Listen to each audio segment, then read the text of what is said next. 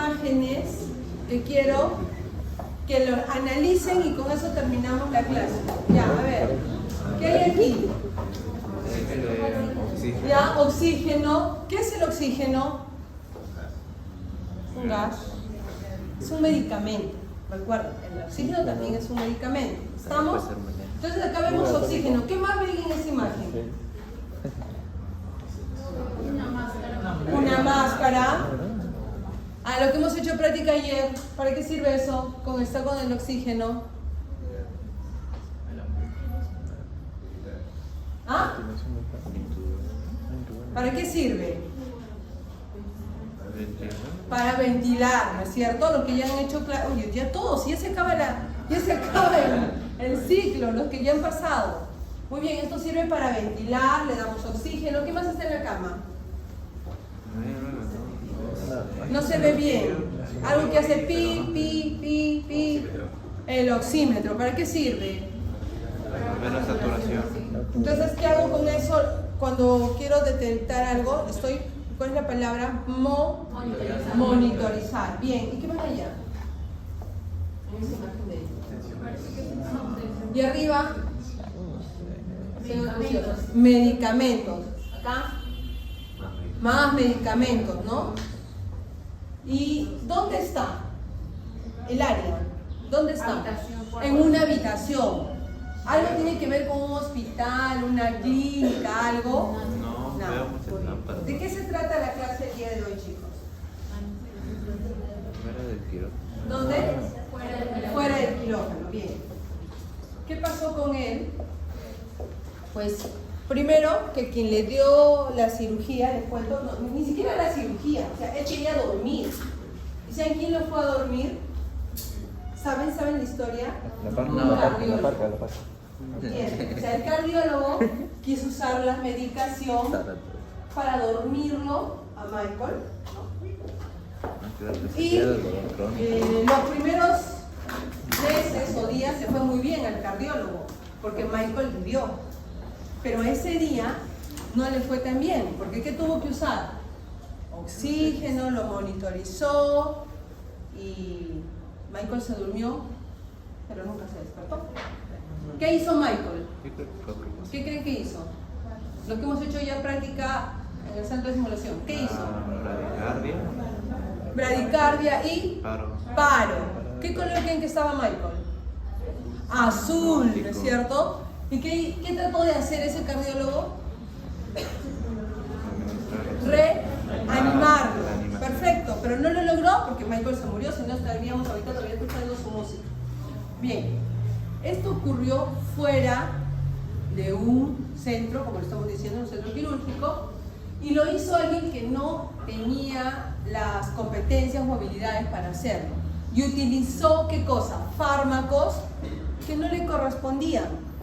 En consecuencia, hubo una fatalidad. Y eso es lo que quiero que recuerden de esta clase. Los riesgos que toma un paciente según la decisión del cirujano. 2 puntos también el anestesiólogo.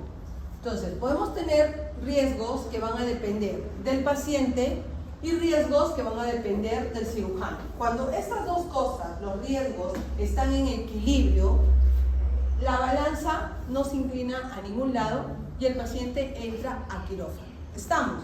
Entonces, ¿qué no pudo modificar del paciente? Su edad, lo que habíamos visto en la clase de premedicación. No puedo modificar su edad, su alergia, su antecedente. Si fuma, no fuma, nada de eso yo puedo modificar. Tampoco puedo modificar mucho las decisiones del cirujano, el tipo de cirugía, la posición, el procedimiento, la inmunización. Pero sí en que yo puedo tomar la decisión. Si yo tomo una mala decisión y lo pongo al paciente en un lugar donde no era, como fuera de un lugar de alcance de personal de salud, aumento el riesgo de la decisión del cirujano, llamémosle así. Y si yo al paciente lo tengo descompensado porque no toma la medicación, mi riesgo también se incrementa. En ambos casos, quien va a correr una fatalidad o un riesgo es el paciente. ¿Estamos? Entonces, ¿qué es lo que vamos a revisar hoy? 4 puntos, 5 minutos, para que ustedes no se me duerman, porque ya no dan, porque toda la irrigación se ha ido a otra parte de su cuerpo, ¿no es cierto? Así es que muévanse un poquito para que circule, porque ya todos están cansados. Vamos a hablar de estas 4 cosas: sedación, farmacología, técnicas e indicaciones. Sedación. ¿Qué entienden por sedación? Lo que todos ustedes tienen en este momento, porque esta sala tiene harto CO2, y el CO2 es un gas que te lleva a dormir, ¿no? Por eso todos ustedes están con ganas de dormir. Entonces, todos ustedes tienen cierto grado de sedación en este momento. La sedación la vamos a poder ver. Entonces, la desedación es alterar el estado de conciencia del paciente. ¿Listo? Y va a haber diferentes niveles de sedación. Pregunta de examen. Cada grado de sedación va a depender de cómo va a responder el paciente. ¿Listo? Ahorita se lo voy a mostrar. El segundo punto va a ser farmacología. Como ayer alguien me preguntaba, doctora, ¿y qué? Yo no estoy hoy día para darles la clase de fármaco. Ustedes lo han llevado un semestre. Sería yo una persona irracional que quisiera que ustedes aprendan todo de anestesia en 10 minutos. Pero sí es importante que sepan qué medicamento puedo o no puedo usar. ¿Estamos? Técnicas se las voy a explicar y a quién le debo o no hacer. ¿Quién es la persona responsable de dar un manejo anestésico a un paciente que está fuera del quirófano? Si te haces la endoscopía, ¿quién te puso la anestesia cuando estabas en la sala de endoscopía? ¿Algunos han hecho endoscopía?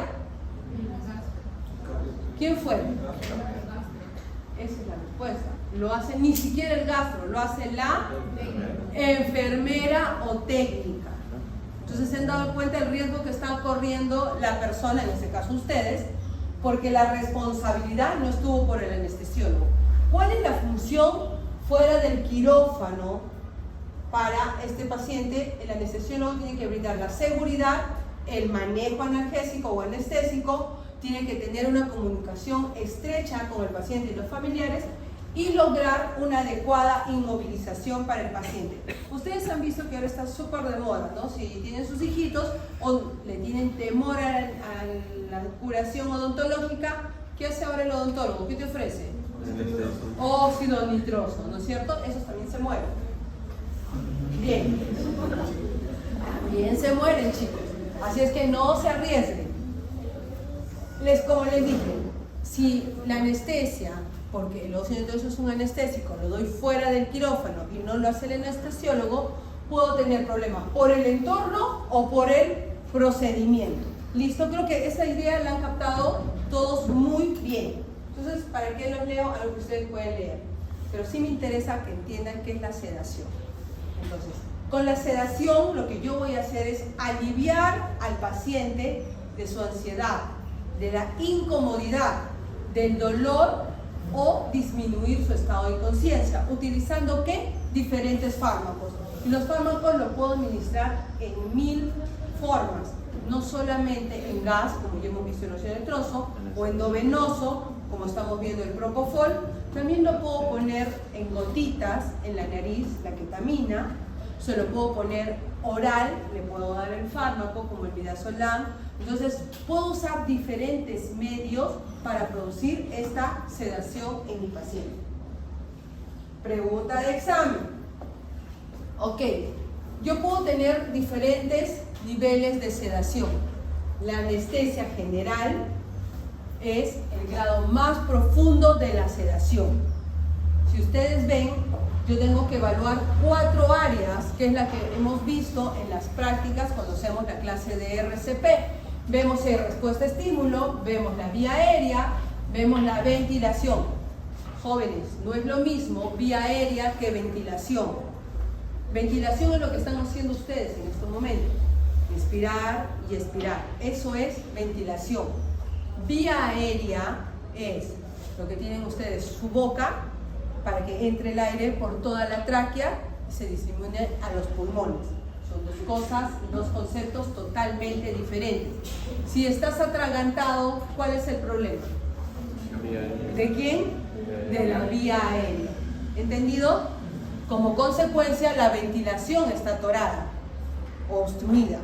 Si eres un asmático, ¿cuál es tu problema? La ventilación, porque tu expiración es la prolongada. ¿Entendido? Ya. Hemos hecho una clase de fisiología en 5 segundos. Y la función cardiovascular. ¿Entendido? Yo tengo que evaluar esos 4 parámetros para yo ver cómo está mi nivel de sedación. Si les digo, paciente que no responde a su nombre, ayer les dije, podía ser. Si no responde a su nombre, ¿cuál es el problema? Puede ser sordo. Entonces, ¿cómo lo tengo que estimular? ¿Gritarle? Tocarlo. Lo toco a mi paciente. ¿Estamos? Disculpe que te diga hasta decir, la doctora me está acosando. Entonces recuerden, el estímulo, miren aquí, puede ser verbal o físico. El otro estímulo más intenso es el doloroso, ¿no? Y dependiendo de la respuesta de mi paciente, yo voy a ver su nivel de sedación. Igual la vía aérea, la ventilación y la función cardiovascular. Entonces yo pongo paciente que se le peñizca los pezones, no responde, pero ventila adecuadamente, no hay necesidad de usar ningún dispositivo para la ventilación y tiene una presión de 11,7 y una frecuencia cardíaca de 72. ¿En qué nivel de sedación está?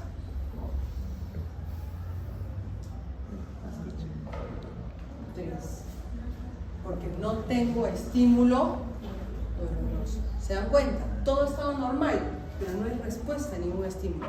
¿Sí? Así van a ser las preguntas. Bien. Pero debemos de saber cómo evaluar justamente el nivel de sedación. Hay tantas escalas que yo sería mala que les diga, apréndanse todas las escalas y veré de cuál se me ocurre tomarles en el examen. Entonces, como no vamos a hacer eso, y como hay una escala que se usa más frecuentemente, que es la escala de Ramsay, sí voy a pedir que recuerden los 5 niveles de sedación con la escala de Ramsay, que lo vamos a mezclar con lo otro. Por ejemplo, viene un paciente a la consulta para hacerle una septoplastía, el cirujano no quiere que lo intube y le voy a dar una sedación donde yo al paciente le digo, señor, abra la boca, respire, su presión arterial está en 9,6, su frecuencia cardíaca está en 180, pero hace caso cuando yo le digo que respire. ¿En qué nivel de sedación de Ramsay está?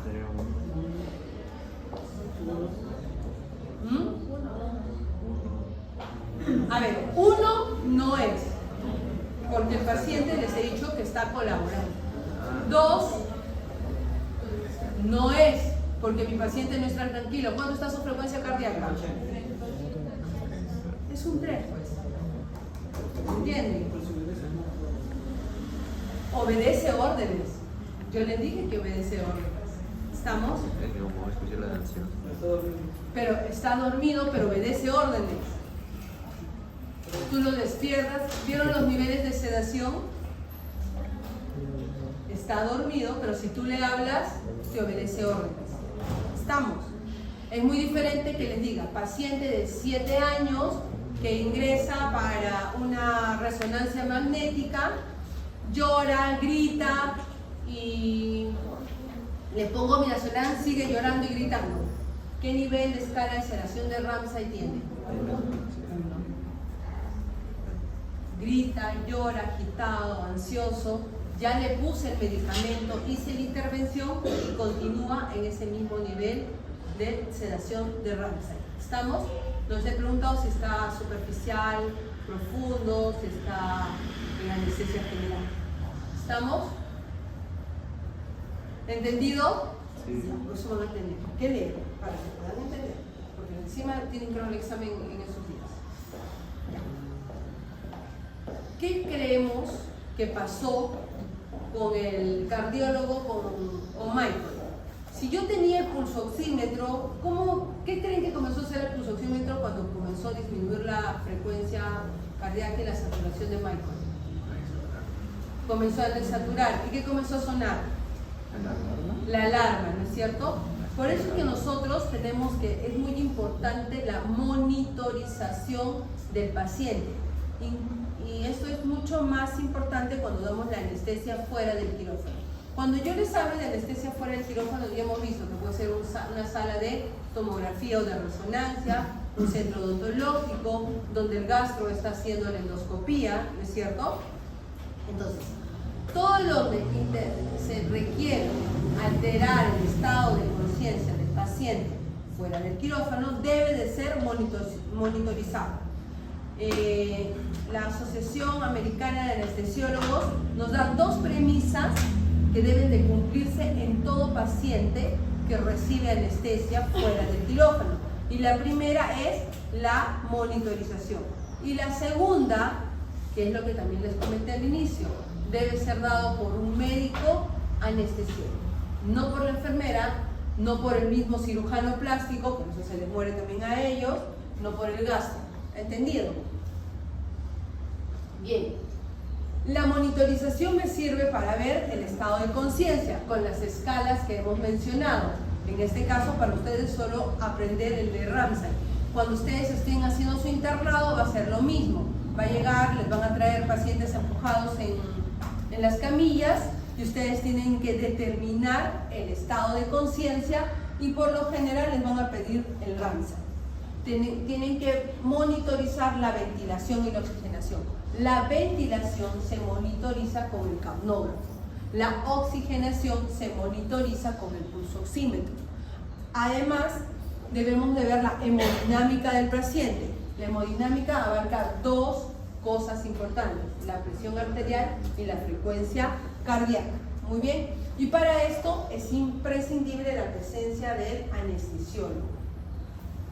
Ustedes ven en ese monitor, vemos color verde, EKG, frecuencia cardíaca. Color azul, la plexictografía, la saturación. Amarillito, la capnografía, para ver el CO2 que está expulsando mi paciente. En rojo, ven la presión arterial. Entonces, esta es la monitorización mínima. ¿Quién sabe qué falta en esa monitorización? De acuerdo a lo que hemos estado viendo en la práctica. ¿Qué me falta saber de mi paciente que es importante? La temperatura. Ahí está todo, excepto la temperatura. Y es importante, si yo estoy dentro del resonador, ¿cómo es la cabina del resonador, chicos?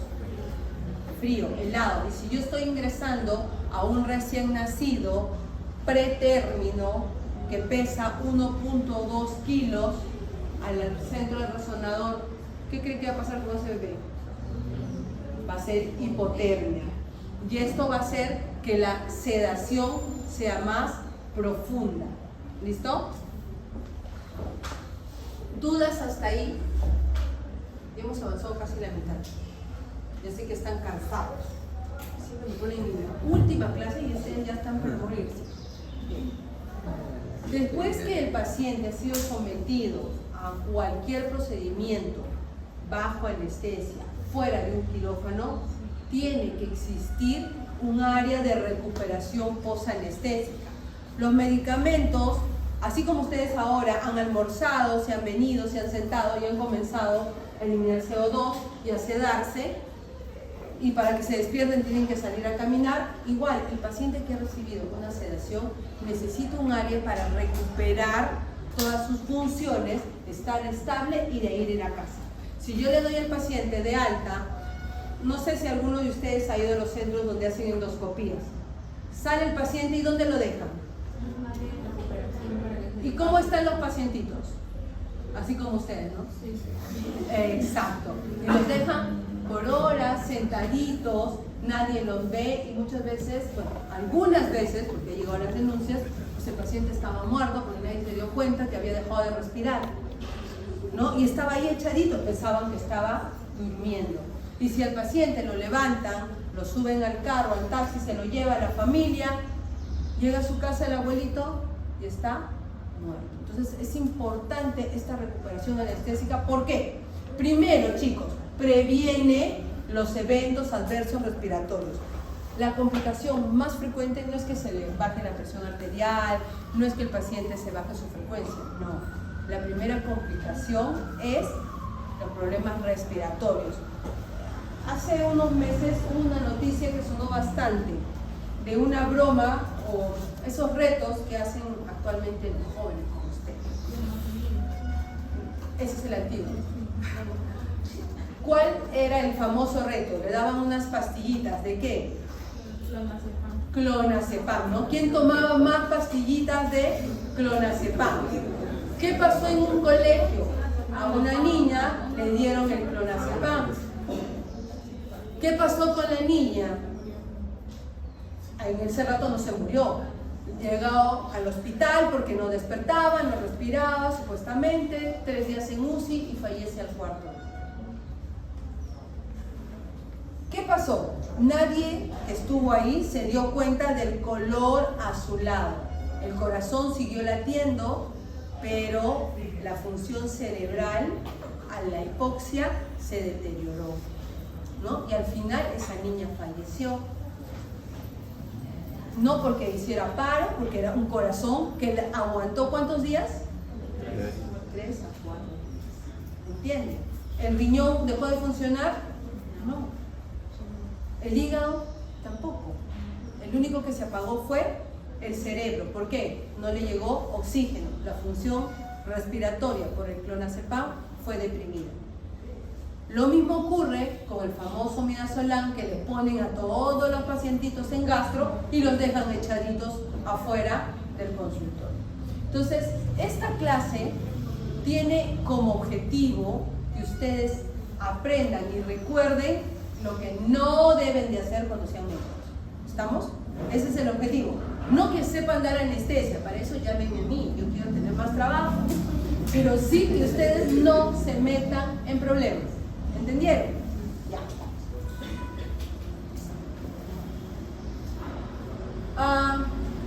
Por lo tanto, cuando yo quiero y le voy a decir al paciente, puede irse a su casa después de la resonancia, después que le he curado los dientes, que le he hecho después de cualquiera de esos, yo tengo que verificar primero que la ventilación, primero que el paciente se mueva por él, no porque lo estemos cargando como el borrachito, no. Sino el paciente tiene que levantarse, ponerse de pie, o como llegó, si llegó en silla de ruedas, pero sentadito, así se tiene que ir.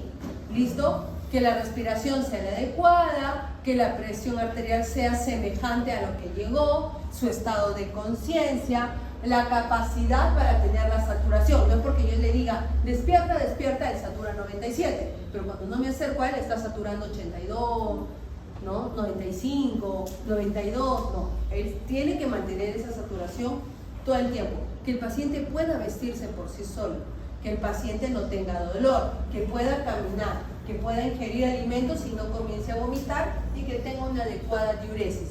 Si el paciente no orina, asústense.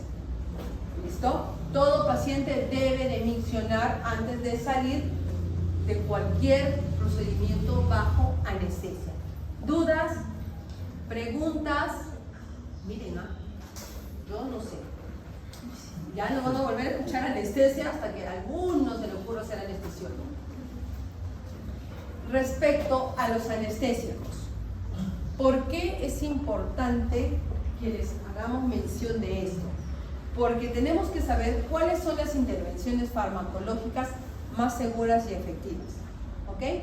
Y esto se va a la clase que hicimos. A ver, chicos, ¿qué de diferente ven acá? ¿Quién es? Si me dice, doctora, yo veo esta diferencia. El color. Ya, tapas, colores. Ya, por lo menos encontraron una gran diferencia. ¿Qué más? La cantidad, la concentración. Recuerden que cuando hemos estado haciendo la práctica, cuando hemos hablado de qué palabra, qué es importante con los anestésicos locales, la toxicidad del fármaco, ¿ok? Es lo que va a pasar.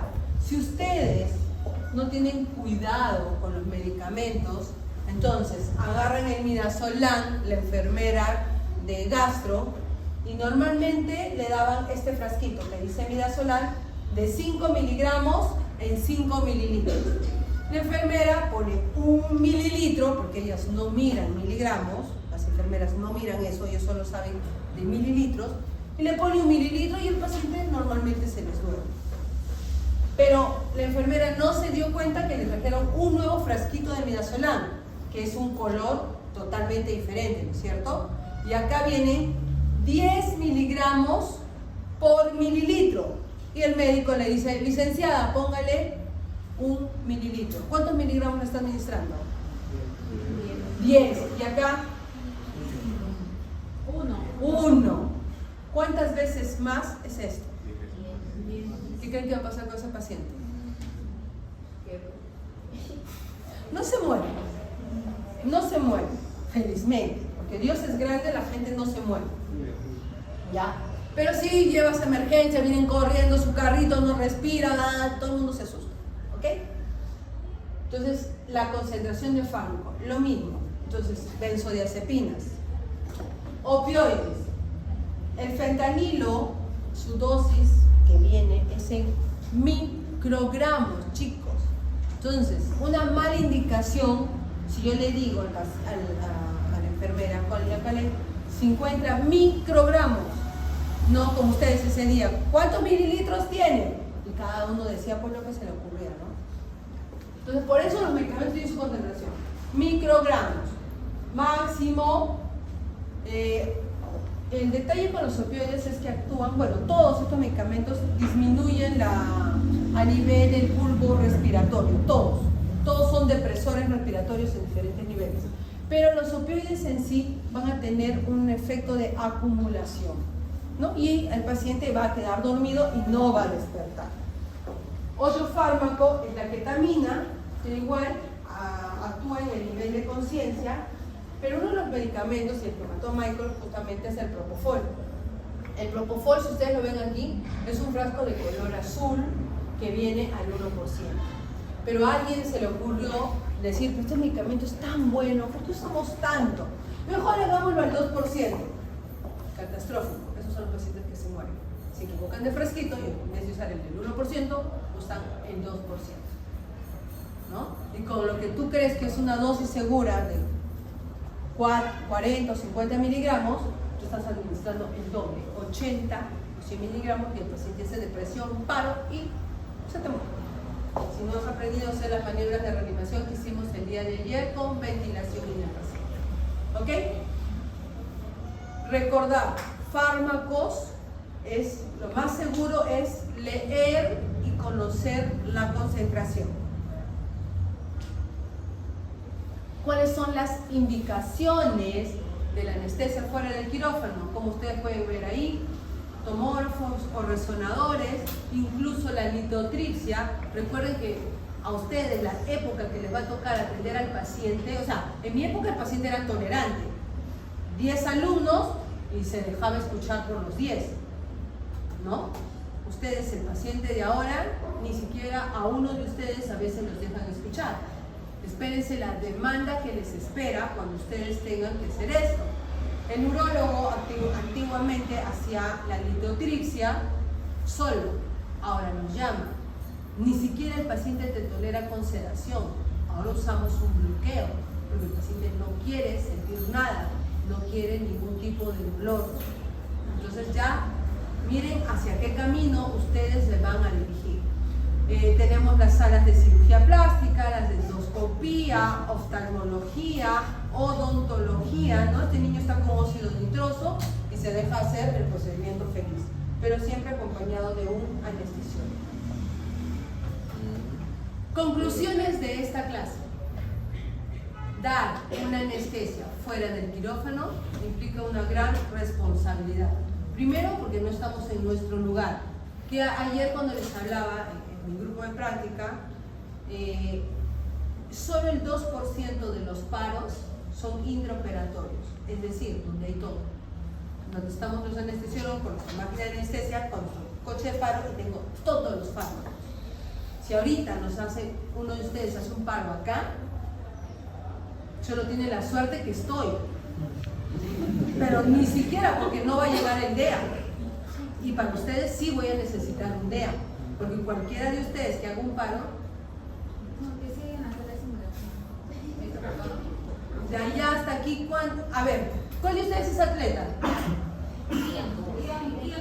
Ian. A ver, le tomamos el tiempo, que vaya y vuelva. No. Entre lo que Ian va y viene, yo le calculo 4 minutos. Si no está el señor, ¿cómo se llama? Ya, el señor de arriba, que ni siquiera nos abre la puerta cuando sabe que es nuestra clase, y para que encuentre la llave, ¿cuántos minutos pasaron? ¿Se dan cuenta? Y el de ustedes, el que haga paro acá, necesita una cardioversión. Necesita, porque lo más probable es que sea una taquicardia ventricular. ¿Ok? Entonces, es importante, chicos, bueno, por ejemplo, yo como anestesiólogo, doctora, ¿a usted le gusta dar anestesia fuera del quirófano? No. Es la peor anestesia que uno puede dar. Por cada anestesia que daba fuera del quirófano, creo que perdía 1 año de vida. Así que catastrófico, porque no tienes todas las cosas a la mano, pero sí es tu responsabilidad hacerlo, ¿no? Porque tenemos que cuidar al paciente. Los anestesiólogos desarrollan competencias necesarias para brindar una atención segura. Tu manejo de la vía aérea es, tú miras al paciente, lo meten a la caja de resonador y tú desde afuera estás monitorizando, pero recuerden que el monitor se demora más o menos de 2 a 3 minutos en pasarte lo que está ocurriendo. O sea, lo que tú ves en el monitor pasó hace 3 minutos.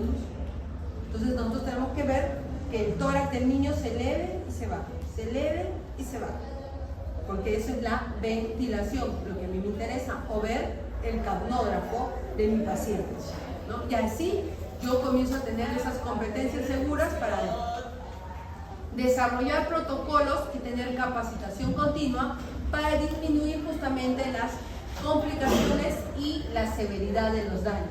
Si yo detecto el paro respiratorio y actúo de inmediato, el daño hacia mi paciente va a ser mucho menor. ¿Ok? ¿Dudas, preguntas, chicos? Yo sé que están cansados. A mí me encanta la clase, pero yo sé que están cansados. Que requiera fuera del quirófano, actualmente para nosotros los anestesiólogos es amplio. Hay trabajo. Te llaman todos los días, no les dicen, ¿sabes qué? No tengo tiempo. La sedación, recuerden, no está exenta de complicaciones. Eso de, dame una sedacioncita, no existe. Tómate tu midazolam para que viajes en el avión tranquilo. El Dormonid que viene en tabletas de 15 miligramos. Ahora, doctor, ¿usted ha visto paro? Sí. Yo he visto paro con midazolam con 1 miligramo. Entonces, existe, chicos. Tengan cuidado, no se tomen el midazolam para subir al avión. Como el clonazepam todavía está bien. Las implicaciones del estado clínico del paciente. No es lo mismo darle sedación a uno de ustedes que darle sedación a un abuelito que está postrado en su casa con nutrición enteral, o al paciente que está en la UCI y me dice, doctora, lo voy a llevar un ratito al resonador, ¿le puedo dar una miradita? El paciente está en ventilador 1 semana, no come, con relajante, si quieren que le dé una miradita, no existe, ¿ya? Prefiero darles anestesia a ustedes para el resonador. Recuerden, la monitorización sirve para prevención, detección y sobre todo para solucionar el problema.